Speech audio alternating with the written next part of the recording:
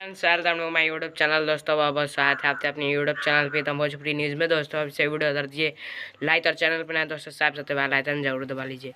तो दोस्तों मैंने आपको बताया खेसारी म्यूजिक वर्ल्ड से खेसारी लाल यादव का बहुत ही धमाकेदार वीडियो सॉन्ग आने वाला है।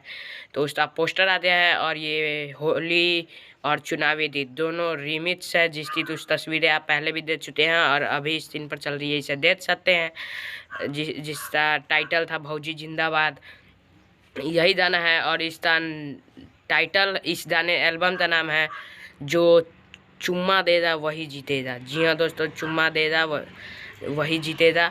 और बहुत ही शानदार है। श्याम आज़ाद की हिट जोड़ी ने लिखा है, छोटू रावत जी ने म्यूजिक दिया है।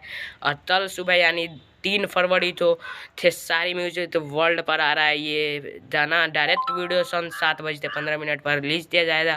तो आप लोग ढेर सारा प्यार दीजिए। चुनाव भी इसमें चुनाव और होली रीमिक्स सॉन्ग है, तो आप लोग ढेर सारा प्यार दीजिए। जय हिंद जय भारत। वीडियो लाइक कीजिए, शेयर कीजिए, कमेंट कीजिए और पोस्टर कैसा लगा कमेंट में जरूर बताइए।